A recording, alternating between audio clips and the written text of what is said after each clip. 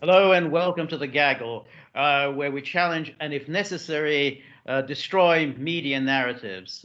Today we have Professor Glenn Diesen, academic, prolific author, and a frequent guest on the Gaggle, and of course Peter Lavelle, one of the founders of the Gaggle and host of Artie's show Crosstalk.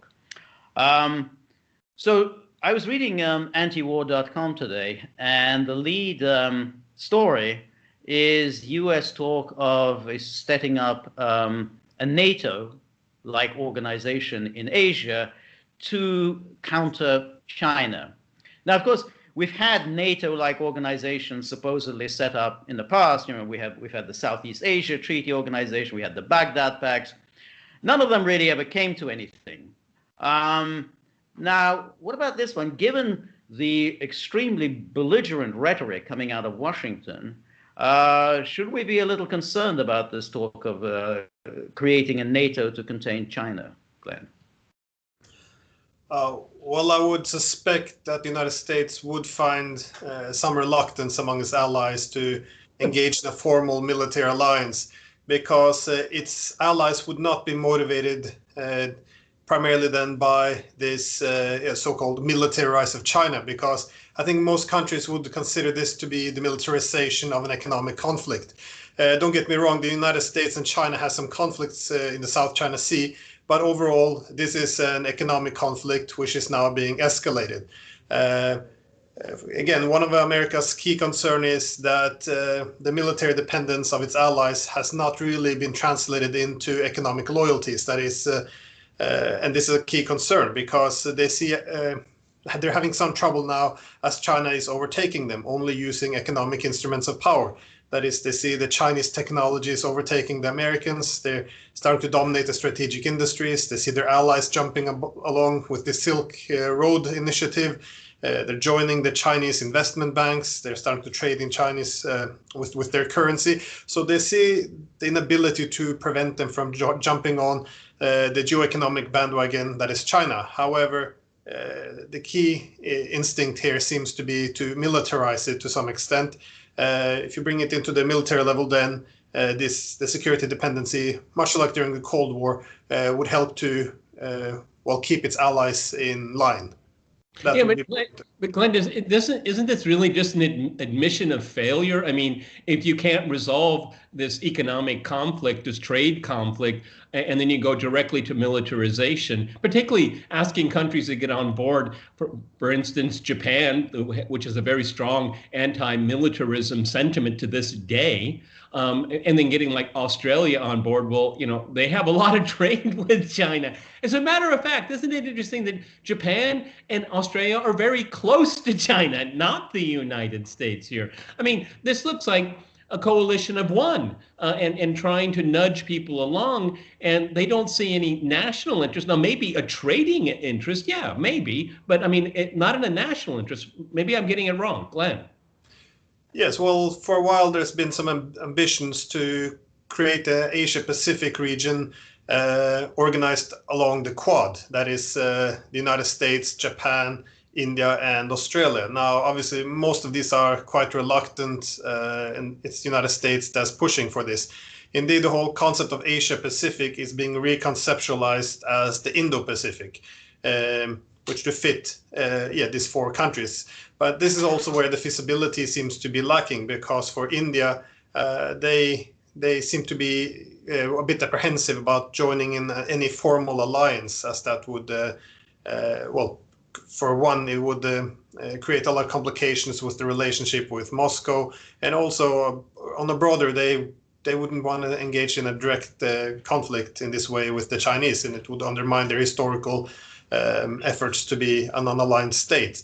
So the Indians, I think, would be they're growing more apprehensive about the Chinese. However, I would doubt that they would go full in on something like this.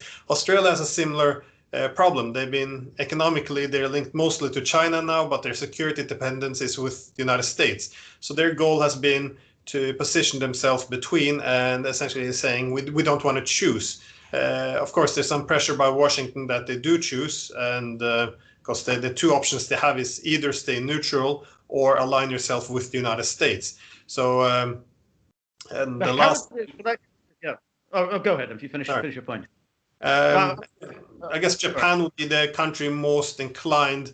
However, even they would probably have some apprehensions here because they see the United States is in relative decline. And, well, from any geostrategic perspective, you don't want to put bet too much money on a declining giant because they could be put on the front line against China at a moment when US security guarantees are waning and it's not sure that the Americans will actually come to their aid. So they stand a lot to lose by putting themselves on the front line against China at a moment when the US does not seem that committed to its allies. And indeed, the whole purpose of this alliance will be replacement of its economic capabilities. So it's I think they would all have to take this into consideration. Just how would this military alliance work? Because during the Cold War, NATO was a defensive alliance. I mean, it basically just had, here we are, we're all united together. We only go into operation if in the event of a Russian armed attack. That was it. That was the only thing. An attack on one is an attack on all, and that's all that happened. And of course, NATO, up until the wars in the Balkans, never used force. But how would this work in the case of China? Because China would undoubtedly see such a military alliance as directed at them, and they would see it as a threat.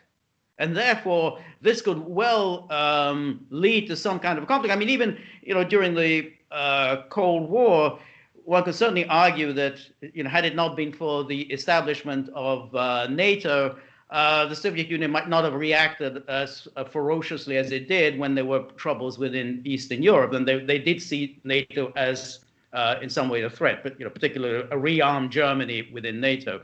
So it's well not beyond the bounds of imagination to see that China would regard this as a threat and would lash out at any sense that it's being insulted.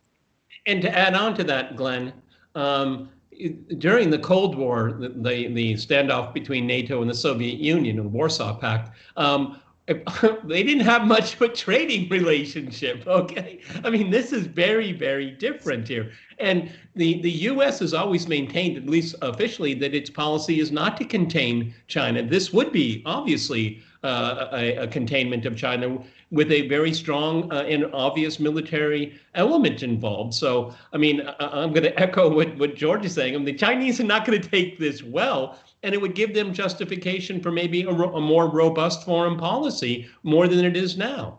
Glenn. And again, I think that's why countries such as India, despite their concerns about China, would be cautious about joining such an alliance because the Chinese would react, and the first card they would probably play would be leaning themselves closer on Pakistan because they can make life very unpleasant for India. And similarly, they have several cards to play against the Japanese, and also Australia has a lot to lose if this economic relationship continues to spiral downwards with China. So, but obviously the difference between the standoff against the Soviet Union and after the Second World War and China today is very different. Again, as you pointed out, the Soviet Union after the Second World War was primarily seen as a military giant, not an economic, at least not a geoeconomic rival. So I think the situation has been put a bit on its head today, because at that time you had the Soviet Union as this huge military power when cast a big shadow across the European continent, and this kind of legitimized some of the investments into military power. However, the United States at the time was primarily an economic power who had to convert some of its economic power into military power. Today is somewhat different. Today, the United States is as a military power, and relative to China, its economy is, at least its relative economic power, is in decline. So, instead of again, this again necessitates using its military for this economic purpose. I think. Yep. I mean, but let's say the Australians and the Chinese have a beef about some issue. Okay, I mean, do you think the Indians are going to say, "We got your back, Australian"? Do you think the Japanese are going to say, "We got your back"? I don't see that happening. Okay, particularly, why would Japan and Australia want to get into an alliance when India and China are having a border conflict? Okay, I mean, what are they going to do? Make the call and say, we need send all your ships and send all your troops? I mean, I don't think anybody in Japan, they're going to say, let them worry about their problem. Okay, I don't see the logic in it. I understood the logic of NATO after the First World War, after the Second World War. It had a theory, a logical theory. This one doesn't make any sense to me. But that's a key difference. After the Second World War, the war had severely skewed the balance of power in Europe. That is, the Soviets had defeated Nazi Germany, and there was no power that could balance it. So the United States came in, the Western Europeans had to ally against it. They were all pretty much in the same boat. Now, that's not the situation today. It's not as if China will begin to dominate the world and take over all of Asia. There is too many large powers for it to have this, not just dominating position, but even the threat of invasion. You don't really have that problem at the moment. Well, what you're seeing is a competition between the United States and China for the top role in the region.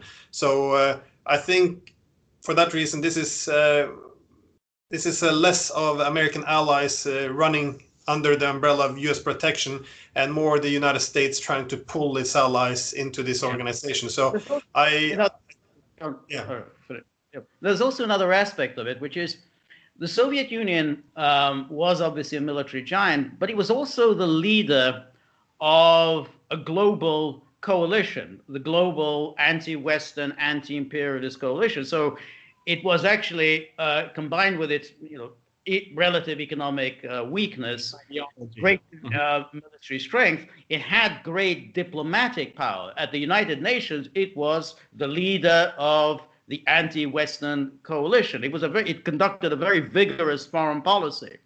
Now, China doesn't really do that. I mean, it's hard to see what the Chinese foreign policy is. Usually, they follow the lead of the Russians. I mean, the UN Security Council is Russia that takes the lead. China follows. So you kind of wonder, at what point will China take the lead and conduct a distinct foreign policy of its own?